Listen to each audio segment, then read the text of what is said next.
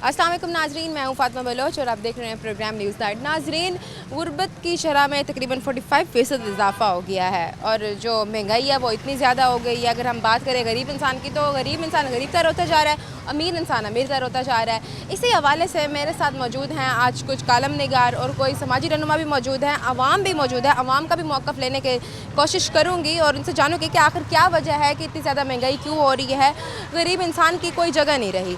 और जानते हैं कुछ सब्ज़ी वाले भी मौजूद हैं, कुछ दुकानदार भी मौजूद हैं, उनका भी मौक़िफ़ लेते हैं। मेरे साथ इस प्रोग्राम में रहिएगा। जी तो नाज़रीन, यहाँ हमारे साथ एक बुज़ुर्ग मौजूद है, इनसे भी जानते हैं। अस्सलाम वालेकुम। अस्सलाम वालेकुम। सर, क्या कहना चाहेंगे कि गुर्बत बढ़ती जा रही है, महंगाई की शरह में इजाफा होता जा रहा है, गरीब इंसान के लिए जगह ही नहीं रही। महंगाई तो बहुत ही है, चीनी बहुत महंगी है, 200 रुपये किलो है। घी देखो, घी भी महंगा है, महंगाई बहुत है। हर चीज़ पर टैक्स लगा देते हैं, बिल हैं तो बिल इतने दे रहे हैं, बिजली का बिल बहुत ज़्यादा आते हैं, पेट्रोल की कीमतें अलग हैं। पेट्रोल महंगा है, गाड़ी इस्तेमाल नहीं थी सकती, यूज़ नहीं थी सकती गाड़ी, साइकिल इस्तेमाल करते हैं। नाज़रीन, और लोग मौजूद हैं, इनसे जानते हैं क्या कहते हैं। अस्सलाम वालेकुम सर, क्या कहना चाहेंगे कि गुर्बत की शरह में इजाफा होता जा रहा है और गरीब इंसान के लिए कोई जगह ही नहीं रही इस दुनिया में। ये तो आज 70 साल हो गए हैं, यही काम चल रहा है। जो भी आता है आप लूट करता है, अपनी जेबें भरता है और चला जाता है। और हुक्मरान सच्चे हुक्मरान को टिकने भी नहीं देते, यही बात है असल। सच्चा हुक्मरान टिके तो पाकिस्तान आगे बढ़े, जो 2 नंबर होता है उसी को बिठाते हैं पाकिस्तान की आवाम को लूटने के लिए, और लूट के बाहर निकल जाता है। जो अच्छा बंदा हो वो चलाएगा पाकिस्तान को, जो आगे चले पाकिस्तान। तो बताएं कि टैक्स लगा के दे रहे हैं, हर छोटी छोटी अशिया पर टैक्स लगा दिए हैं, पेट्रोल की कीमतें बढ़ गई हैं, चीनी की बात करूँ, चीनी की कीमतें बढ़ गई हैं, मतलब खाना पीना भी गरीब इंसान भूल जाए। बात तो यही है ना। आज अवाम की आवाज़ तो अवाम जो चाहती है वो तो ये करते नहीं है। अगर सच्चा हुक्मरान आएगा तो निज़ाम चलाएगा, नहीं तो नहीं चलेगा, कभी भी नहीं चलेगा। ये बेच देंगे मुल्क को आगे, अगर सच्चा लीडर नहीं आएगा तो कभी भी। तो कोई उम्मीद दिख रही है, हालात ठीक हो पाएंगे आगे? जब तक इलेक्शन नहीं होते, सच्चा हुक्मरान, अपनी जान पे खेलने वाला हुक्मरान नहीं आता तो ये पाकिस्तान नहीं चल सकता, उल्टा हालात ख़राब होएंगे पाकिस्तान के। सच्चा हुक्मरान अपनी जान पे खेलना, ये नहीं जान बचा के बिल में छुप जाने वाला हुक्मरान आएगा तो मज़ीद ये हालात ख़राब होएंगे। क्या काम करते हैं? मेरी शॉप है ये फ्रूट की। कितना गुजारा हो जाता है ये कारोबार का? ये आप इतनी महंगाई है और इतनी महंगाई में आप समझते हैं कारोबार पर असर पड़ रहा है? यही है बात है ना, जो पहले जो कमाई थी खर्चे कम थे, अब कमाई कम है खर्चे ज़्यादा हैं, क्या करें, नहीं निज़ाम चल रहा। उम्मीद है हालात ठीक हो पाए। हालात तो वही फिर बात आ गई ना, हालात मैसेज क्या देना चाहेंगे? नहीं, हुकूमत से क्या इल्तिजा? हालात नहीं होता जब तक ये सही। हुकूमत से क्या दरख्वास्त है आप? मरियम नवाज से क्या दरख्वास्त करना चाहें? मरियम नवाज को क्या, लोगों को क्या हालात सही करेंगे, कुछ भी नहीं होता। हाँ जी, बहुत शुक्रिया आपका। नाज़रीन, यहाँ और भी लोग मौजूद हैं, इनसे जानते हैं। अस्सलाम वालेकुम सर, वालेकुम सलाम। क्या कहना चाहेंगे? महंगाई की शरह बढ़ती जा रही है, गरीब इंसान के लिए जगह नहीं रही अब इधर जीने की। वो महंगाई इस तरह बढ़ रही है ना कि अभी जो गवर्नमेंट बैठी हुई है, गवर्नमेंट का काम है आवाम को रिलीफ देना, लेकिन ये रिलीफ नहीं दे रहे बिल्कुल भी। अभी जो मज़दूर लोग हैं जिन्होंने रेडियाँ लगाई हुई हैं, रिक्शे पे फ्रूट बेच रहे हैं, सब्जियां बेच रहे हैं, तो जहाँ मिलते हैं कोई इनका चलान कर देता है, कोई इनकी रेडी की तोड़ फोड़ कर देता है, इनका नुकसान करता है। अब गरीब आदमी बताएं क्या करे, किस तरह अपने घर का गुजारा कर सकता है। अभी मेरी दुकान थी, यहाँ गली में मेरी दुकान है, मैंने अभी खाली कर दिया। उसकी वजह यही थी कि मेरे पास किराए के पैसे मैं नहीं अफोर्ड कर सकता, मैं नहीं भर सकता था। अभी मेरे पूरे मंथ में यूनिट चले हैं 7 और उसका बिल है 1802 रुपये। अब 7 यूनिट का 1802 रुपये बिल, अब बताएं मैं इतने टैक्स किस तरह पे कर सकता हूँ। मैंने अपना घर का ख़र्चा चलाना है, अपना किचन चलाना है, अपने मेरे बच्चे हैं, मेरी फैमिली है भाई, मेरे माँ बाप हैं, मैं उनको घर का उनके राशन लेकर दूँ या फिर इधर गवर्नमेंट को टैक्स देता रहूँ। अगर गवर्नमेंट इतने हमसे टैक्स ले रही है, पूरी ज़ाहिर सी बात है पूरा पाकिस्तान दे रहा है, सिर्फ मैं नहीं दे रहा, तो गवर्नमेंट को चाहिए कि कोई हालात भी बेहतर करें। हमें नहीं चाहिए, हमें ये सड़कें वगैरह, ये रोड, ये हमारे किसी काम के नहीं हैं, हमारे काम की चीज़ें हैं। तो जो सड़कें वगैरह भी लोअर पंजाब की तरफ नहीं आ रही, सिर्फ अपर पंजाब पे ही देखा जा रहा है, सिर्फ लाहौर ही कोई खींचा जा रहा है और उसी को ही चमकाया जा रहा है। आप देख लें ये हालात, देख लें ये सीवरेज का क्या निज़ाम है। ये थोड़ी सी बारिश ही है, पानी खड़ा हुआ है सारा, मतलब काम नहीं हो रहा ना। तो काम कराना गवर्नमेंट का काम है। गवर्नमेंट को अगर साथ ही हमारे हुक्मरान कह रहे हैं हम अपना पेट काट काट के दे रहे हैं, रिलीफ मिल रहा है आवाम किधर मिल रहा है? मैं आपको एक बात बताता हूँ, जितने भी हुक्मरान हैं आज तक, जितने भी हैं, कोई भी हुक्मरान है, कोई मुझे बता दें कि हमने अपनी जेब से 100 रुपया या 1000 रुपया पाकिस्तान के कौमी ख़जाने में हमने डाला है? कोई एक मुझे बता दे। नहीं डाला, किसी ने भी नहीं डाला। ठीक है, ये हमारे टैक्सों से चल रहा है सारा कुछ। अल्लाह का शुक्र अदा करते हैं कि हमारा पाकिस्तान इतना अमीर मुल्क है कि इसको जितना भी खाएं तो ये ख़त्म नहीं कर सकते। तो अब आखिरकार गरीब की क्या ज़िंदगी है इस पाकिस्तान में रहते? इसकी ज़िंदगी बच क्या गई है अभी तो बस यही हालात है। अभी जहाँ आप देखेंगे वहीं ख़बर यही मिलती है जी, फ़लाँ ने ख़ुदकुशी कर ली, महंगाई से तंग आके, किसी ने नहर में छलांग लगा दी, किसी ने अपने बच्चों को भी मार दिया और ख़ुद को भी मार दिया। तो इस तरह मुल्क के हालात ख़राब होने ठीक तो नहीं हो सकते। उम्मीद है हालात ठीक हो पाएंगे। मुश्किल है। मैसेज क्या देना चाहेंगे हुकूमत से, क्या आप इल्तमास करें? बस दरख्वास्त यही करेंगे कि आप मेहरबानी करें, जो लोग मज़दूरी कर रहे हैं इनको मज़दूरी करने दें। जिनके ये रेडियाँ फट्टे हैं, ज़ाहिर सी बात, अब उनकी अगर इतनी फुर्सत होती तो वो अपनी दुकान बना कर बैठे होते। आप उनका नुकसान क्यों करते हैं? आप उनको मना करें या फिर उनको जगह दें। इतना सरकारी रकबा पड़ा हुआ है, आप लोग क्यों नहीं देते उनको? सरकारी रकबे पे अगर कोई जाके रेडी लगाता है तो उसको उठा के ले जाते हैं, उसके ऊपर पर्चा हो जाता है, FIR हो जाती है। उसके बाद जब कोई रेडी लगाता है, रिक्शा लगाता है, तो वो मशीन ले आते हैं, क्रेन से उसके ऊपर मारी, उसको ख़त्म कर दिया। तो बताएं कि काम क्या करते हैं आप? मैं इलेक्ट्रिशियन का काम करता हूँ। अच्छा, कितना कमा लेते हैं? बस आज इसी तरह, जिस तरह मेरे हालात हैं, हर इंसान के इसी तरह हालात हैं। कितना कमा लेते हैं, इससे आप समझते हैं कि आपके घर का खर्च निकल आता है? आप बिजली के बिल दे देते हैं, जितने इस दफ़ा टैक्स लगा लगा के बिल दिए जा रहे हैं, हर छोटी छोटी अशिया पर इन्होंने टैक्स लगा दिया है, कैसे पूरी कर? मैं पूरी कर सकता हूँ अगर मैं 2 नंबरी करता रहूँ। हर किसी को काटूँ मैं, जिस तरह मुझे काट रहे हैं लोग, मैं भी काटूँ। जिसका स्विच लगा है उसे कह दूँ भाई 500 दे दो, आपका 400 का स्विच है, 100 की मजदूरी होगी। जब मैं 2 नंबरी करूँगा तो हर बंदा 2 नंबरी करेगा। ज़ाहिर सी बात है, हर किसी के साथ पेट लगा हुआ है, हर किसी ने यही करना है। तो हलाल की कमाई में मुश्किल है कि मुझे नहीं लगता कि हलाल की कमाई में हम लोग गुजार। हम किस चीज़ की बात करें? पेट्रोल महंगा, चीनी महंगी, सब्ज़ी, फल, हर चीज़ महंगी हुई है ना। इंसान कुछ खाने को, गोश्त है तो वो महंगा हुआ है। मतलब इन्होंने सांस बंद कर दिया है जो गरीब इंसान है ना उसका।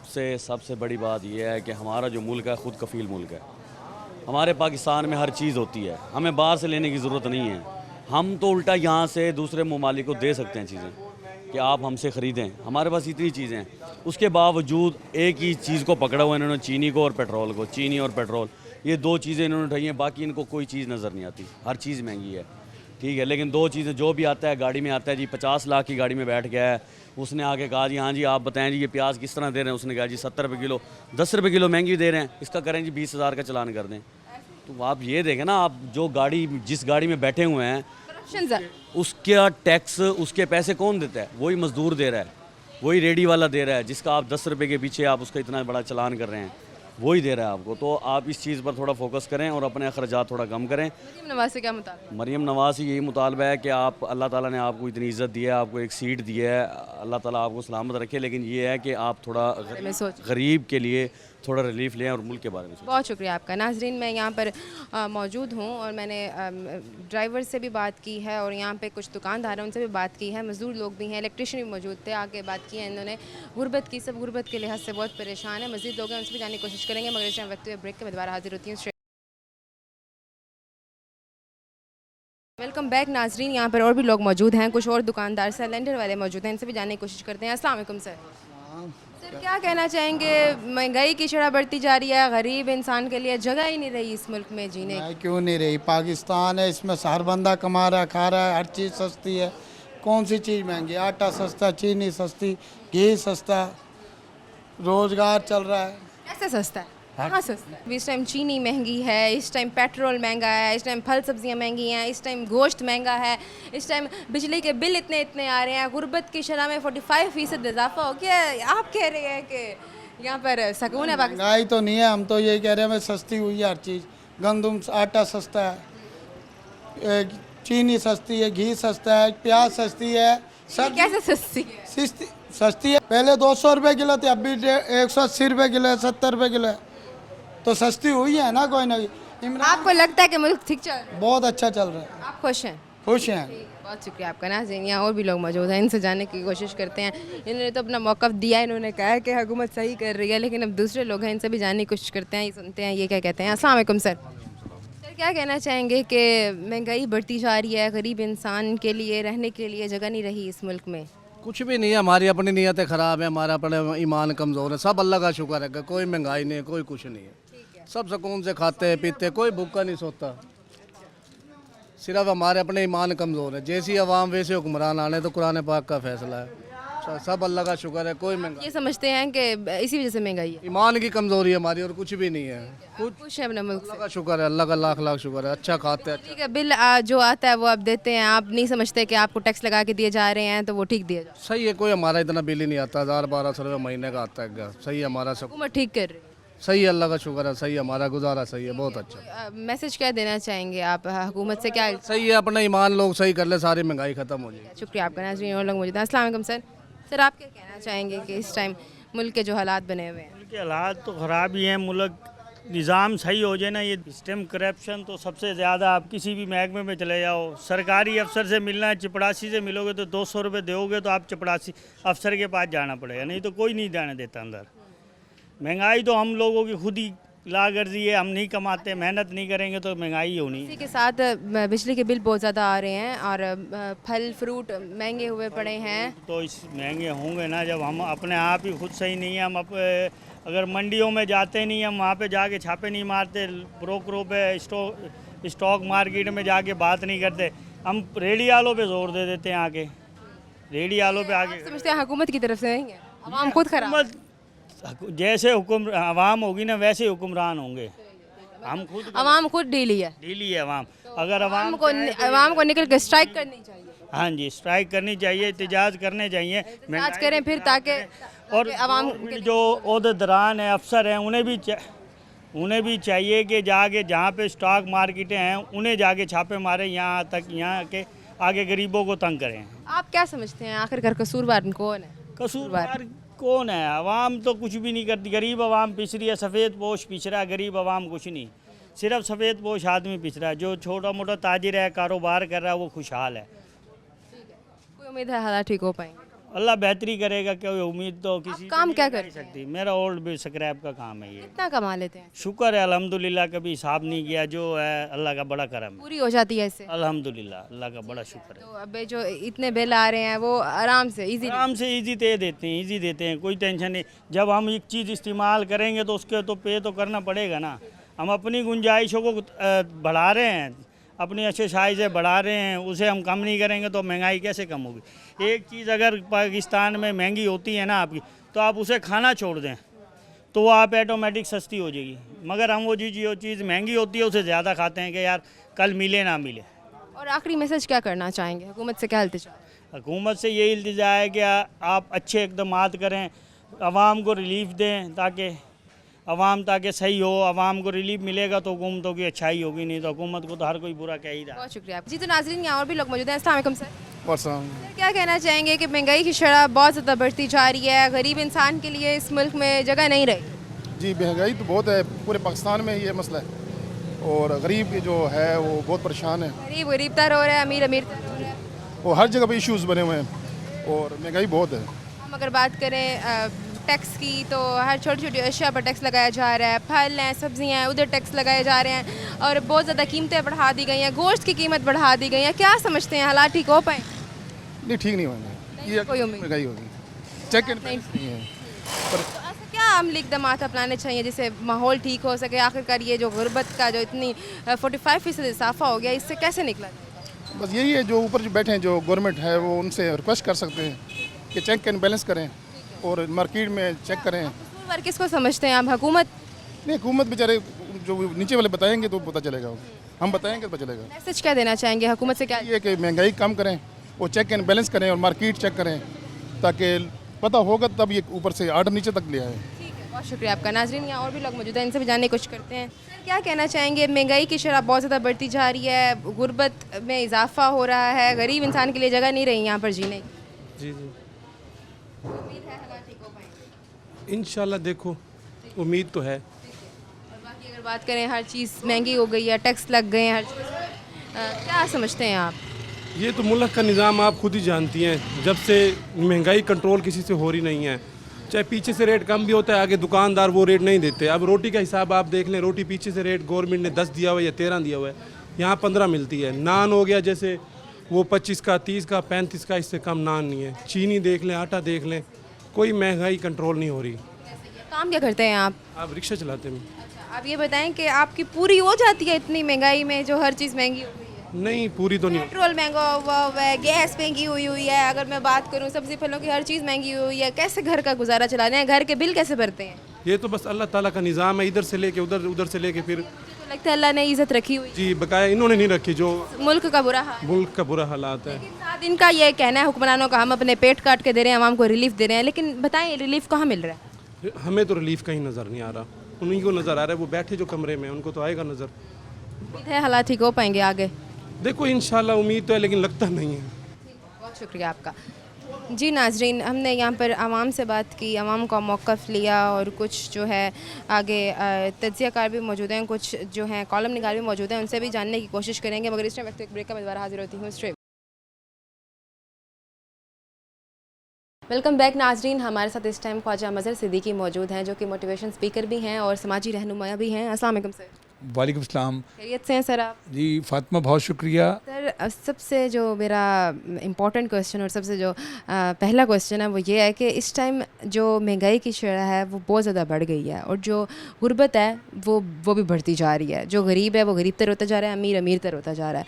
आखिरकार क्या वजह है, इतनी महंगाई क्यों हो गई है और आखिरकार इसका देरा पे हल क्या है और इस इतनी महंगाई से कैसे निकला जा सकता है और गरीब इंसान कब सुकून का सांस लेगा? शुक्रिया फ़ातिमा, ये बहुत अहम मौजू है जिसकी तरफ आपने निशानदही की है। आपका एक सवाल नहीं है, इसके अंदर बहुत सारे सवालात हैं और ये लम्हा फ़िक्रिया है कि जिस समाज में हम सांस ले रहे हैं, जिस माशरे में हम जी रहे हैं, वहाँ हम देख रहे हैं कि इसमें कोई शक नहीं, ये बात बहुत बचपन में पढ़ते थे, अब हम अपनी आंखों से देख रहे हैं कि गरीब गरीब तर हो रहा है और अमीर अमीर तर हो रहा है। हम देखना ये चाहते हैं कि गुर्बत कहते किसे हैं। जब लोगों को रोज़गार ना मिले, लोगों को तालीम ना मिले, लोगों को सेहत की सहूलियात ना मिले और लोगों को खाने के लिए खुराक ना मिले और पीने के लिए पानी ना मिले, वसाइल पर कब्ज़ा एक माफिया का हो और गरीब सिसक सिसक कर जी रहा हो, ये गुर्बत है। अब मैं यहाँ थोड़ा आगे बढ़ता हूँ, मैं देखता हूँ कि पाकिस्तान दुनिया के जो आलमी मंजरनामे पर जो ममालिक आते हैं 200 से ज़ायद, उनमें पाकिस्तान गुर्बत में कहाँ खड़ा हुआ है। तो उस पर देखने से मुझे ये मालूम होता है कि पाकिस्तान 50 से 60 उन ममालिक में शामिल है जहाँ शदीद गुर्बत है। मैं ये नहीं कहता कि हमारे यहाँ गुर्बत से लोग भूख से मर रहे हैं, ख़ुदकुशियाँ कर रहे हैं, अभी हम उनसे थोड़े बेहतर हैं। हाँ, गुर्बत को कैसे दूर किया जा सकता है, गुर्बत से कैसे बचा जा सकता है, तो उसके लिए सबसे पहली चीज़ ये है कि जो वसाइल हैं उनकी मुनसिफाना तकसीम हो। लोगों को चूल्हा जलाने के लिए आग भी मिले, खाने के लिए गंदम भी मिले और लोगों को रोज़गार मिले। और उससे बढ़कर जो चीज़ हमारे ख़ित्ते में जिसके लिए कोशिश नहीं की गई वो तालीम है, खानदगी है। हम अगर आज बेरोज़गार हैं तो इस वजह से हैं कि हमारे पास तालीम नहीं है। हम दुनिया के उन ममालिक में बहुत ऊपर की लिस्ट में आते हैं जिसमें खानदगी की शरह बहुत थोड़ी है। हमने संजीदा होकर कभी भी इस मौजू पर सोचा नहीं, गौर व फिक्र नहीं किया, ख्याल नहीं किया। हमारे थिंक टैंक भी नहीं बैठे कि हम अपने बच्चों को तालीम कैसे दें। जब तालीम मिलेगी तो ज़ाहिर बात है उनको नौकरी भी मिलेगी, रोज़गार भी मिलेगा और जब रोज़गार मिलेगा तो घर में खुशहाली भी आएगी, सेहत के मसाइल जन्म नहीं लेंगे, भूख के मसाइल जन्म नहीं लेंगे और फिर यहाँ हर तरफ इंसाफ होगा। मुनसिफाना तकसीम के साथ लोग इंसाफ भी करेंगे, बड़ों का एहतराम होगा, छोटों की इज़्ज़त होगी। जैसे आपने बात की है, तो आप क्या समझते हैं कि जो हुकूमती पॉलिसियाँ हैं उनमें ऐसी कौन सी कमज़ोरियाँ हैं जिनकी वजह से गुर्बत में इजाफ़ा हो रहा है? देखें, मुझसे ये सवाल सैकड़ों बार किया और रोही के लोगों ने किया कि हम हुकूमत का इसमें क्या रोल है। देखें, मैं तो बहुत अफसोस के साथ ये कह रहा हूँ कि हमारे यहाँ हुकूमतें बदलती हैं, निज़ाम नहीं बदलता, चेहरे बदलते हैं। कोई ऐसी हुकूमत आज तक पाकिस्तान में नहीं आई जिसको ये फ़िक्र राख हो कि पाकिस्तान में तालीम का फ़रोग़ कैसे मुमकिन है, यहाँ से जहालत को कैसे भगा सकते हैं, यहाँ लोगों को इंसाफ कैसे मिल सकता है। लोग ये जो सड़कों पर फुटपाथों पर बैठे हैं और हम दस्तरखानों से इमदाद से हम उनको खाना खिला रहे हैं, इनको इस लायक कैसे करना है, इस काबिल कैसे करना है, इनके अंदर वो काबिलियत कैसे लानी है कि रोज़ाना ये 2-2.5 हज़ार की मजदूरी पर लग जाएं, ये काम पर लग जाएं, इनको कोई फ़न आ जाए, कोई स्किल आ जाए। हाँ, कुत्तों के पास ऐसी कोई प्लानिंग नहीं होती। हम तो यूँ समझ लिए कि IMF के मोहताज हैं, वो हमारे लिए प्लानिंग करते हैं, वो मनसूबा बंदी करते हैं, उनके थिंक टैंक हमें बताते हैं कि आपने मुल्क को ऐसे चलाना है। उसमें कहीं भी गरीब आवाम नहीं आती, आवाम पिस रही है। मैं ये चाहता हूँ कि हुकूमतें संजीदा हों और पाकिस्तान की जो 70% से ज़ायद आबादी है गुर्बत की लकीर से नीचे जी रही है। आपके ख्याल में गुर्बत का जो शिकार तबका है, सबसे बड़ी बुनियादी ज़रूरत क्या है? तालीम है या सेहत है या रोज़गार है, क्या समझते हैं? देखिए, ये तीनों की अपनी जगह अहमियत है फ़ातिमा। तालीम भी होनी चाहिए, रोज़गार भी होना चाहिए और सेहत और ख़ुराक की सहूलतें भी मिलनी चाहिए। हमें ये चाहिए कि हम ज़रा बैठ कर ख़ुद कफ़ालती प्रोग्राम बनाएं, ख़ुद इंसारी के प्रोग्राम बनाएं कि हम अपने बजट के अंदर रहते हुए कौम को खुशहाल कैसे बना सकते हैं। कौम की खुशहाली ये होगी कि वो पेट भर कर खाना खाए, वो अपने बच्चों की शादी करे, अपने बच्चों को स्कूल भेजे और उनके बच्चे आला तालीम हासिल करें। जैसे अमीरों के बच्चे तालीम हासिल करते हैं, ऐसे गरीबों के बच्चे भी तालीम हासिल करें। वसाइल उनके पास नहीं है, इसलिए वो स्कूल नहीं भेजते। वो 400-500 रुपये हफ्ते पर 7-8 साल के बच्चे को मजदूरी पे लगा देते हैं। वो ईंटों के भट्ठे पर काम कर रहा है, वो किसी होटल का छोटा है, वो किसी तंदूर वाले के पास रोटी लगा रहा है या किसी घर में मेड बन जाता है और वो सारी ज़िंदगी ग़ुलामी की ज़िंदगी बसर करता है। उसके पास वसाइल नहीं होते, वो ना खुशी की ज़िंदगी जी सकता है और उसका मरना भी महंगा होता है, उसका इलाज भी महंगा होता है। वो अपने माँ बाप की कोई खिदमत भी नहीं कर सकता। ऐसे ही आज के दौर में तो मरना भी मुश्किल हो गया, बहुत मुश्किल है, कफन भी बहुत महंगा है और गोरगन की फ़ीस भी बहुत ज़्यादा है। मैं ये चाहूँगा आपके इस रोही के इस प्रोग्राम के तवज्जुह से कि पाकिस्तान के जो हुक्मरान हैं वो होश के नाखून लें, वो ज़मीनी हक़ाइक़ जाने, ग्रास रूट लेवल पे आके कि लोगों के हकीकी मसाइल क्या हैं। लोग गुर्बत से तंग आ रहे हैं। मैं ये नहीं कहता कि ख़ुदकुशियाँ कर रहे हैं, क्योंकि यहाँ खैराती इदारे भी हैं, बड़े बड़े समाजी इदारे भी हैं जो लोगों को राशन देते हैं, सपोर्ट देते हैं और वो उनकी बुनियादी ज़रूरियात के लिए मदारस भी कायम किए हुए हैं। बच्चों को तालीम भी दी जा रही है, दीनी तालीम भी, और उनको खाना पीना रिहाइश भी दी जा रही है। मैं कहता हूँ ये रियासत का काम था, हुकूमत का काम था। वो बैठ कर हुकूमती थिंक टैंक अपने पाकिस्तान के जितने सूबे हैं उन लोगों के हकीकी मसाइल को जाने और उनकी गुर्बत, उनकी खानदगी के लिए कोई ऐसा प्लान हंगामी तौर पे बड़ा कोई जिसका कहता है 5 नुकाती को मंसूबा दें जिस पर अमल दरामद हो। वो फ़ाइलें ना बने, फ़ाइलों के पेट ना भरे, अवाम के पेट भरे, अवाम को दवा मिले, पानी मिले, खुराक मिले, तालीम मिले, जिससे मुल्क खुशहाल होगा। गुर्बत को कम करने के लिए कौन से माशी रिफॉर्म्स फौरी तौर पर अपनाने चाहिए? फिर वही बात आ जाएगी कि ऐसे मंसूबे शुरू किए जाएं जिसमें यहाँ तो अगर गरीब आदमी फैक्ट्री में काम करता है तो उसका इस्तेसाल होता है, किसी भट्ठे पर काम करता है तो वो ग़ुलामी की ज़िंदगी जीता है, किसी सेठ के पास जाता है तो उसके हकूक़ मारे जाते हैं। मैं ये कहता हूँ रिफॉर्म्स यही हों जो होने चाहिए हुकूमत की तरफ से, वो ऐसे हों कि लोगों के अंदर खुशहाली आए, ज़हनी खुशहाली भी है। अब तो बल्कि गुर्बत की वजह से लोग ज़हनी मरीज़ बनते जा रहे हैं। मैं तो कहता हूँ लोग पागलपन की हद तक चले जा रहे हैं। हुकूमत को चाहिए कि वो बहुत गौर व फिक्र के बाद कुछ ऐसे 5 मंसूबे लाए, ऐसे 5 नुकाती प्रोग्राम शुरू करे जिससे लोगों की गुर्बत दूर हो, उनकी खुशहाली का सफ़र शुरू हो। वो जो डरे हुए हैं, सहमे हुए हैं और ख़ुद को किसी और मुल्क का बाशिंदा समझते हैं कि जहाँ उनकी कोई सुनता नहीं है, तो ऐसे रिफॉर्म्स होने चाहिए।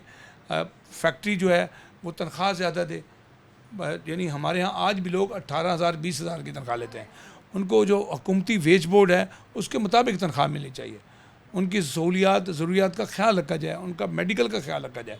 इदारे हैं, लोगों का वेज बोझ ठीक नहीं है, इदारे हैं, लोगों को मेडिकल नहीं देते। अब जो 10 करोड़ 70 लाख लोग हैं, इनको अब कैसे इस गुर्बत से निकाला जा सकता है? देखें, दुनिया में ऐसी बेशुमार मिसालें हैं कि ममलकतें जो हैं वो अपने पाँव पर खड़ी हुई हैं, मौशी इनकलाब लाए हैं और उन्होंने सबसे पहले लोगों की सोच को बदला है, उनकी जहन को बदला है, उनको बताया कि हमने एशियन टाइगर बनना है, हमने दुनिया की सुपर पावर बनना है। हमारे मुकाबले में, हमारे बराबर में ही चीन आज़ाद हुआ था। आज देखें दुनिया की बड़ी सुपर पावर चीन है। ठीक है, अमेरिका की उम्र जो है 450 साल है, चीन की उम्र कितनी है? वो भी तो 80 साल का ही है, 78 साल का है। हमें ये चाहिए कि हम ऐसे मुखलिस लोगों को अपना हुक्मरान बनाएं जो अवाम में से हों, और वो अवाम का दर्द समझें, उनकी तकलीफ़ को सहें और उनको उसका इलाज बताएं। बहुत शुक्रिया आपका। जी, तो नाज़रीन, हमारे साथ इस टाइम मज़हर सिद्दीकी साहब मौजूद थे, जो समाजी रहनुमा भी हैं और जो है वो मोटिवेशन स्पीकर भी हैं। हमने आज बात की गुर्बत के ऊपर। आप जानते हैं कि गुर्बत की शरह बहुत ज़्यादा बढ़ती जा रही है और जो महंगाई है वो आसमान को छू रही है। और मज़ीद लोग हैं, इकोनॉमिस्ट भी मौजूद हैं, इनसे भी जानने की कोशिश करेंगे। मेरे साथ इस प्रोग्राम में रहिएगा, लेकिन इस वक्त एक ब्रेक के मैं दोबारा हाजिर होती हूँ। Stay with. वेलकम बैक नाजरीन। हमारे साथ मौजूद हैं नसीम शाहिद, जो कि कॉलम निगार भी हैं और तज्ज़ियाकार भी हैं। अस्सलाम वालेकुम सर। वालेकुम अस्सलाम जनाब। सर, आज का जो टॉपिक है वो बहुत अहम टॉपिक है, और जो मैंने आपसे सवाल करना है वो ये है कि गुर्बत बहुत ज़्यादा बढ़ती जा रही है। जो गरीब है वो गरीबतर होता जा रहा है और जो अमीर है वो अमीरतर होता जा रहा है। इस महंगाई की शरह से निकलने का क्या हल है? ये तो बड़ा मुश्किल सवाल है। आप देखें कि हमारे यहाँ पिछले 78 वर्षों से गुर्बत में इजाफ़ा हुआ है, कमी नहीं हुई है।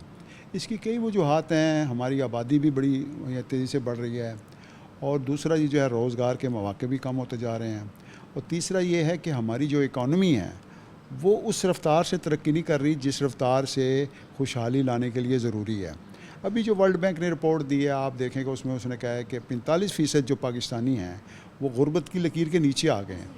अब आप देखें, जो गुर्बत की लकीर के नीचे आना जो होता है ना, वो ये होता है कि सिर्फ़ उनको ज़िंदा रहने के लिए बस वो चीज़ मिल रही है खाने पीने की, बाकी जो शहरी सहूलतें हैं, बाकी जो आसाइशें हैं वो उनके नसीब में नहीं हैं। तो ये एक मुल्क की आबादी का तकरीबन 50% हिस्सा अगर गुर्बत की लकीर के नीचे आ जाता है, तो मैं समझता हूँ उसकी खुशहाली के जितने भी हुक्मरान दावे करें, जितने भी कहीं हम तरक्की कर रहे हैं, जितने भी कहीं सरमायाकारी आ रही है, वो सब झूठ है। उसमें कोई इतनी हकीकत नहीं है, क्योंकि अगर ऐसा है तो फिर अब देखें कि हम अपनी जो वेजेस बताते हैं वो 37,000 रुपये हम करते हैं, और जो वो भी नहीं मिलती। 20,000 पर भी लोग काम करते हैं, 10,000 पर भी, 15,000 पर भी। अब आप मुझे बताएं कि जिस घर का बिल ही 15-20 हज़ार आता हो, वो इसमें गुजारा कैसे करेगा? तो गुर्बत इसलिए बढ़ रही है कि हमने जो अपने नौजवान हैं उनको टेक्निकल एजुकेशन के साथ वाबस्ता नहीं किया। हमने उनको रवायती तालीम दी है जिसका कोई मसरफ़ ही नहीं है। हम कर रहे हैं, एमफिल कर रहे हैं, पीएचडी तक कर रहे हैं, लेकिन जो हुनर है, जैसे प्लम्बर है, जैसे इलेक्ट्रीशियन है, जैसे बढ़ई है, ये जो और या कंप्यूटर रिलेटेड जो चीज़ें हैं, अगर वो उनको सीखें तो उनकी बड़ी डिमांड बन सकती है। एक तो ये भी हमारे यहाँ एक यानी फिनोमेना है कि हम अफसर बनना चाहते हैं, हम बाबू बनना चाहते हैं। अब मैं कई दफ़ा मुझे ज़रूरत पड़ती है किसी प्लम्बर की, किसी इलेक्ट्रीशियन की। आप यकीन करें, मारा फिरता हूँ मैं, कई फ़ोन करता हूँ तो वो 2 दिन का मुझे टाइम देते हैं। इसका मतलब क्या है कि उनकी मार्केट बहुत ऊपर जा रही है और बड़ी गुंजाइश है उसमें। तो गुर्बत के लिए हम समझते हैं ख़त्म करने के लिए ज़रूरी है कि एक तो मुनसफ़ाना पॉलिसियाँ बनाई जाएँ। ये ऐसी पॉलिसी बनाई जा रही है कि आप देखें कि जो हमारे अशराफिया है, अफसरान हैं या जो भी है, उनके लिए हम हर चीज़ फ्री कर देते हैं, उनकी वेजेस भी कितनी कर देते हैं, तनख्वाहें बढ़ा देते हैं, और जो हमारा आम तबका है उसके लिए बिजली भी हम महंगी रखते हैं, गैस भी महंगी रखते हैं, पेट्रोल भी महंगा रखते हैं। तो वो एक आम आदमी जिसकी महदूद आमदनी है वो कैसे गुजारा करेगा? वो तो डे टू डे चलेगा, और जो डे टू डे चलेगा तो उसकी गुर्बत उसकी नस्लों तक मुंतकिल हो जाएगी। ऐसा ही है, तकरीबन 45% तक बढ़ गई है। अब 45% तक गुर्बत जो है वो गुर्बत नहीं है, वो गुर्बत की लकीर के नीचे हैं।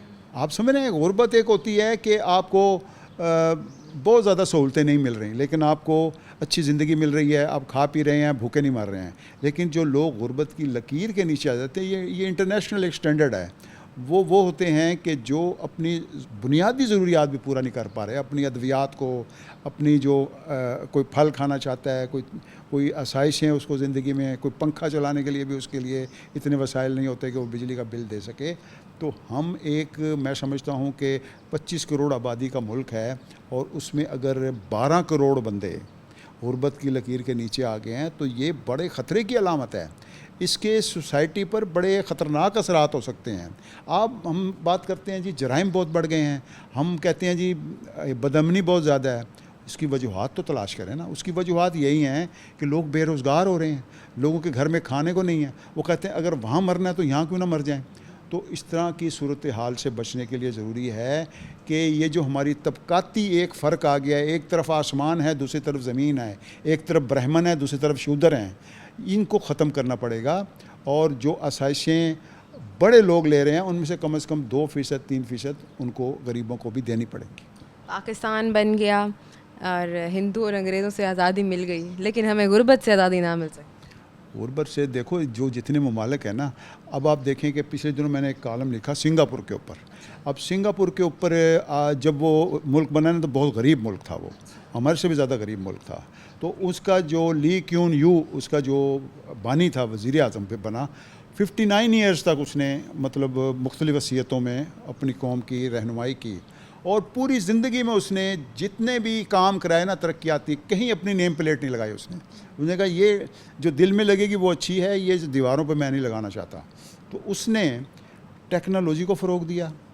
आज आप देखें सिंगापुर टेक्नोलॉजी में, आईटी में अमेरिका को मतलब यूरोप को, बड़े बड़े ममालिक को मात दे चुका है, ठीक है। और गुर्बत का वहाँ नामो निशान नहीं है और उनकी पर कैपिटल आमदनी जो है वो अमेरिका से भी और दूसरे ममालिक से भी ज़्यादा है।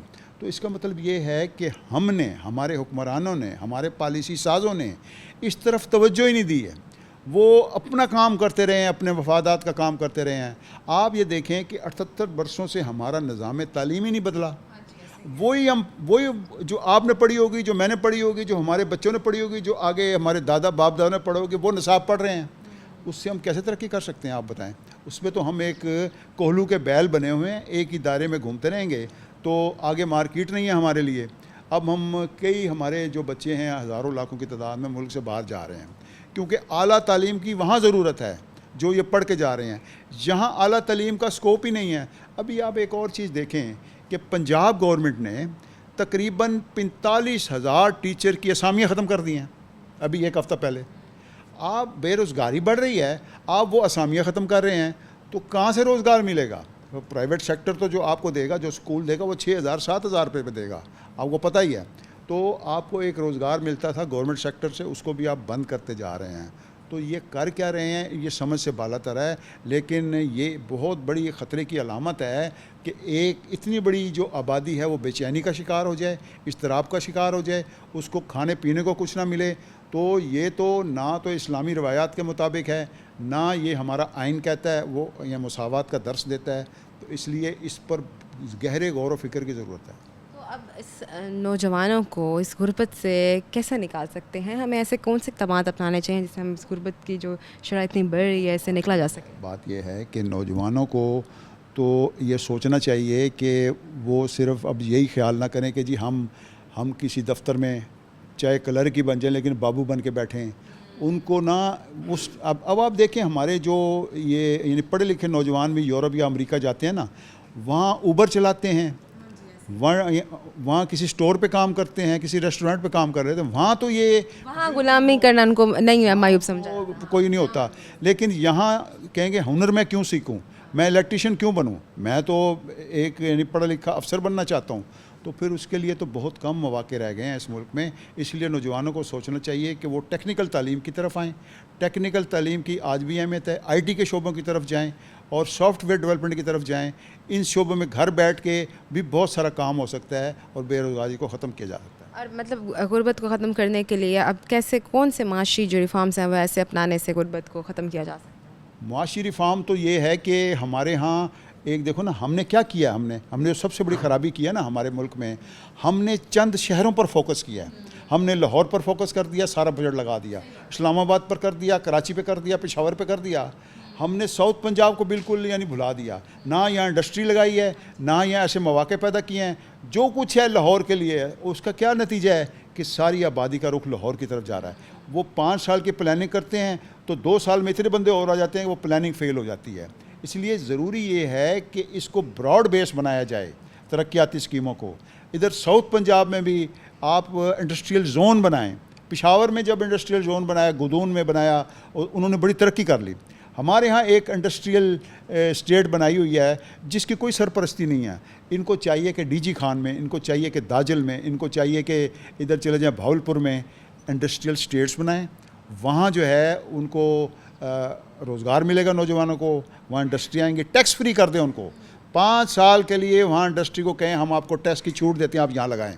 इस तरह एक तरक्की का वो सिलसिला शुरू होगा और बेरोज़गारी ख़त्म करने के इम्कानात पैदा होंगे। 10 करोड़ 70 लाख लोगों को गुर्बत से अब निकाल कैसे सकते हैं हम?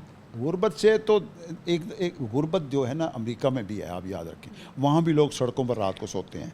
गुर्बत यूरोप में भी है, गुर्बत हर जगह मौजूद है। लेकिन जो वहाँ की फलाही रियासतें हैं ना, वो उस गुर्बत में भी उस बंदे को इतनी सहूलतें ज़रूर देती हैं कि वो मरता नहीं है। यहाँ लोग खुदकुशियाँ कर रहे हैं, यहाँ बच्चों को अपने मार रहे हैं, यहाँ वालिदैन और जो औलाद है उनमें इसी वजह से कशीदगी है। तो हमारे यहाँ हालात और हैं, इसलिए हमें बहुत ज़्यादा फोकस करना चाहिए अपनी मईशत को।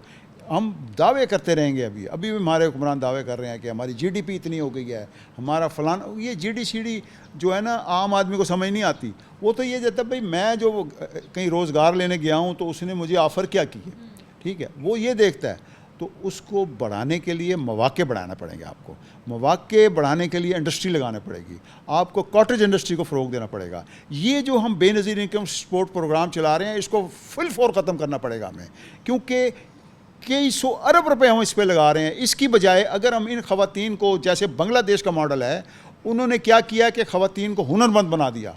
उस आज ये है कि उनकी एक्सपोर्ट इतनी ज़्यादा हो गई है और घरेलू कॉटेज की वजह से, घरेलू जो सनतें उनकी बन गई है ना, उसकी वजह से इतनी ज़्यादा एक्सपोर्ट है कि उनको ज़रूर मुबादला आने लगा है कि उनका बैलेंस ऑफ पेमेंट अच्छा हो गया है।